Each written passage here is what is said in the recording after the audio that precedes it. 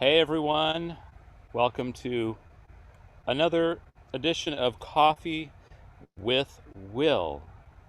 I'm Will Taylor, live from South Austin on June 12th, 2020, and I was ending my day with a glass of wine and a coffee cup here as the sun makes its ways through the gorgeous greenery on my front lawn here and the din of the air conditioner in the background. Karen is on a Zoom call. I am considering what technology has done to replace humans in just the past few years, and it makes me think of the concept of the Luddites.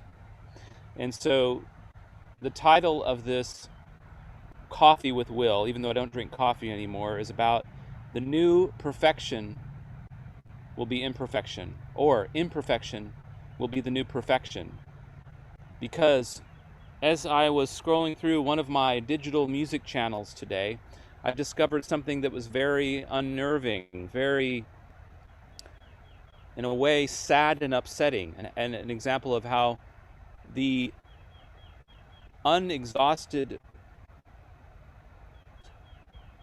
appetite for money causes humans to use whatever tools they have available to get that money and that influence, as we know. And I'm going to talk about how this affects the arts and especially music. And when I was looking at this, I was thinking, like, how would this work in writing and how would this work in art? Because maybe you'd like to know, as a consumer of music out there, that you're being spoofed in some cases.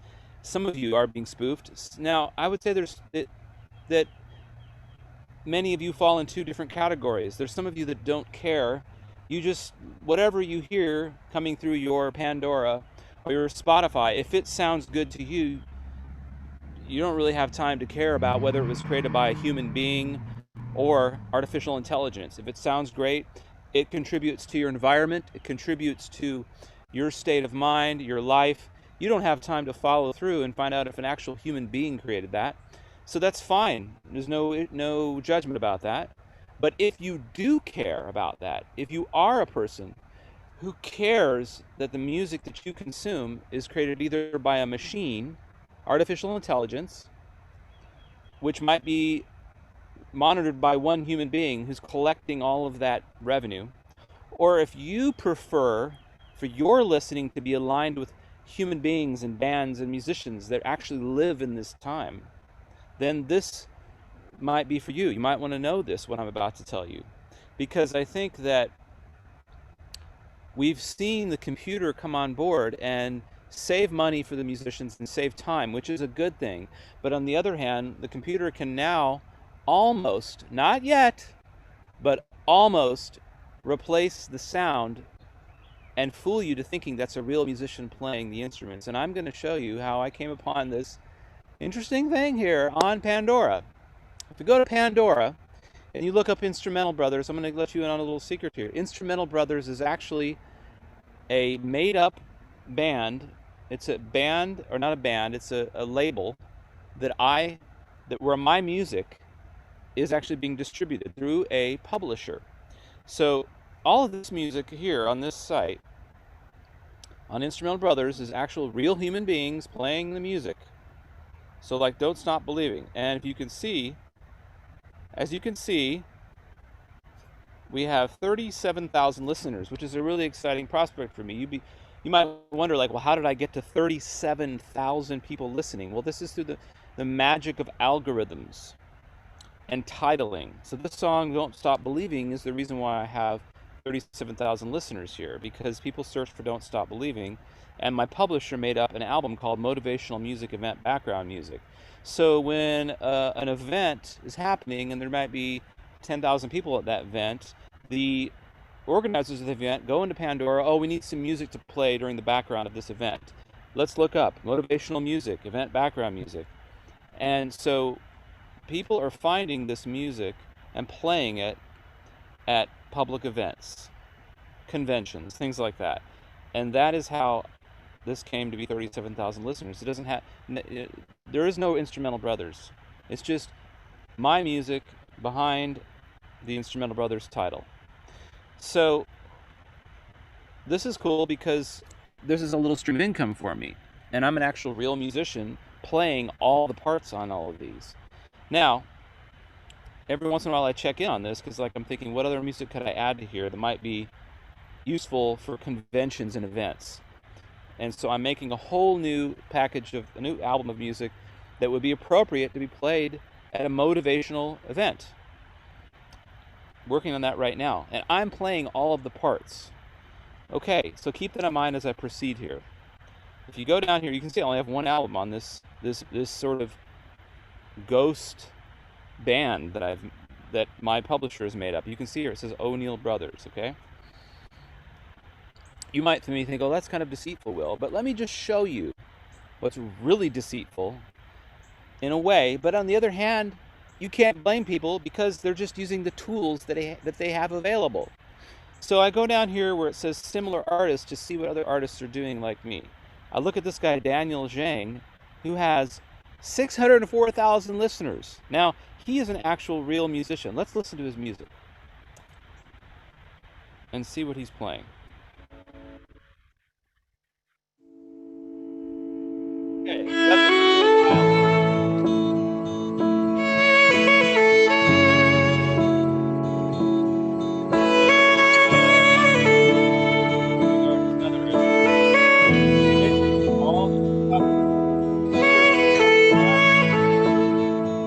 Brothers, and he's drawing in new fans that love these giant hits.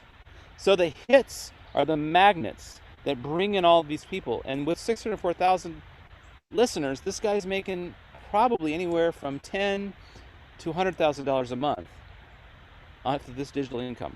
I'm guesstimating $10,000 to $100,000 a month. Now, I can tell you by my ear, my trained ear, because I've played in an orchestra for 33 decades, that that's a real violin playing. Okay, let's go back here and see what other similar artists that Pandora suggests you listen to. Oh, Midnight String Quartet. Huh, it says it's a string quartet. Let's listen to it and see what they're doing. They have 472,000, almost 500,000 listeners. Oh, they've released a new album, 2020. Performing the Steely Dan. Let's see if you guys can check this out and notice something a little peculiar about this music. Shall we? Let's listen to, how about Deacon Blues? Turn up your system and listen.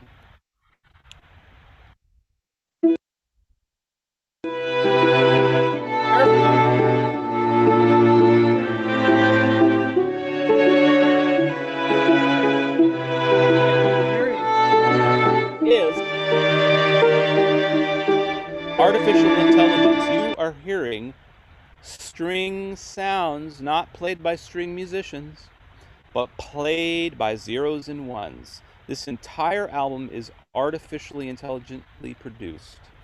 There may be one human being behind this who has gone through and edited this and done a bunch of things on a computer, but this entire album is not a string quartet. It is a computer playing back the score of these Steely Dan songs. And when I see this, like I was thinking about doing I'm working on my next album, but at the same time I'm looking, well, I'm competing against computers. So maybe I should just do the same thing. Maybe I should just, because it's not really Will Taylor up there, it's Instrumental Brothers. Who would actually know if I just did all my new cuts with a computer? And most people would hear this and they would go, oh, I love that Steely Dan tune played by strings. That's really awesome.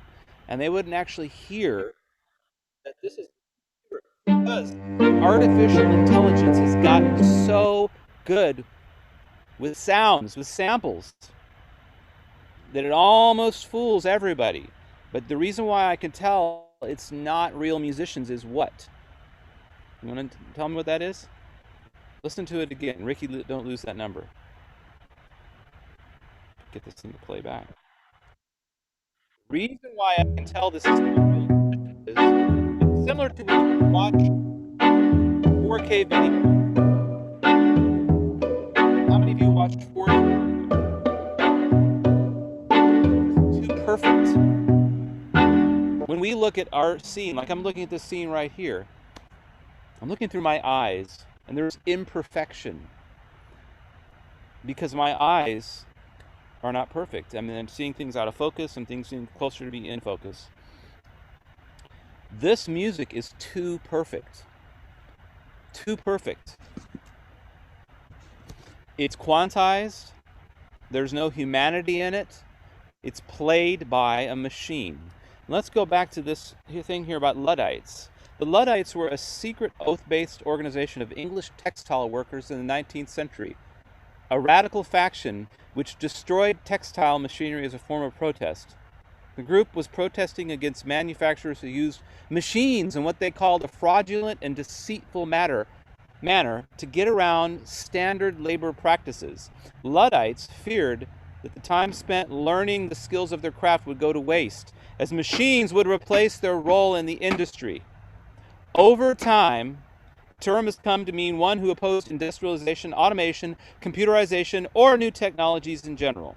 The Luddite movement began in Nottingham in England and culminated in a region-wide rebellion that lasted from 1811 to 1816. Mill and factory owners took to shooting protesters, and eventually the movement was suppressed with legal and military force.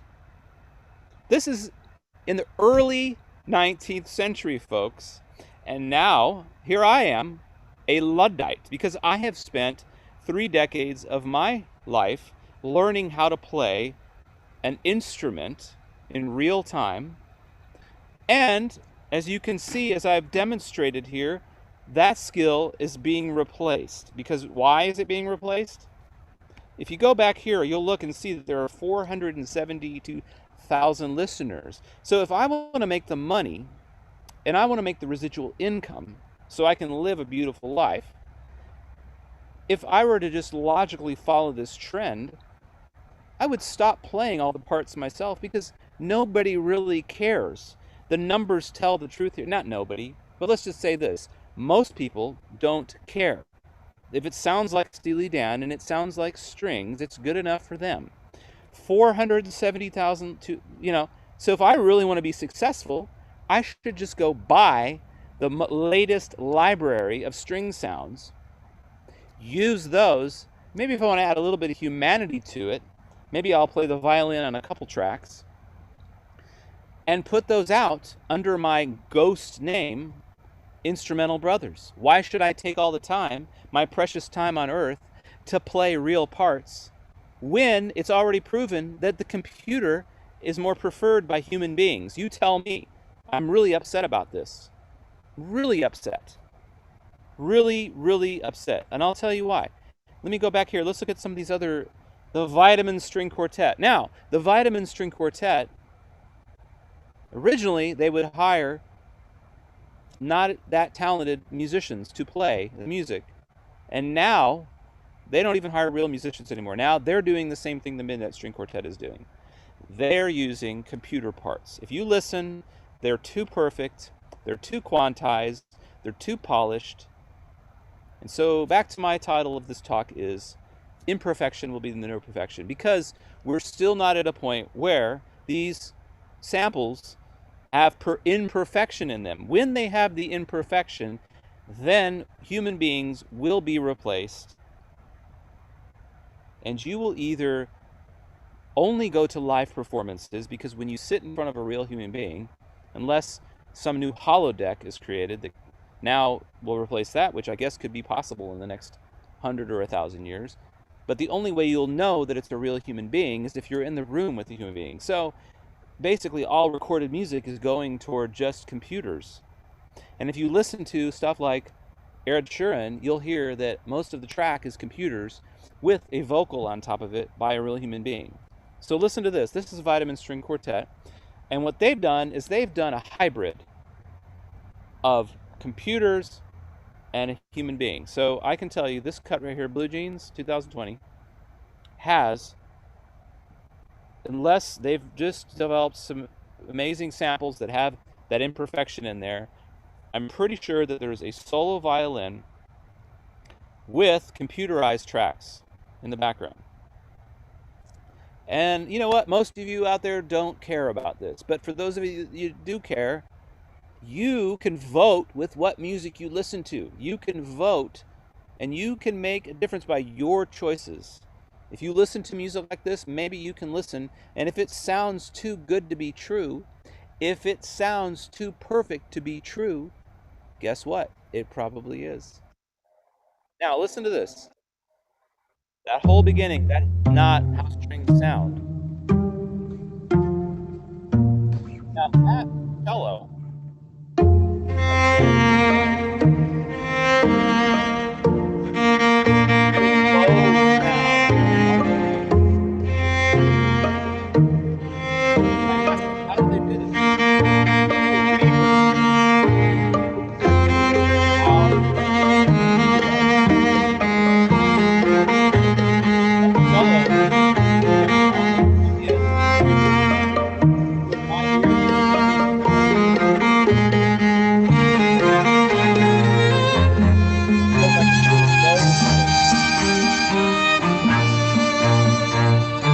note. That cello reverb.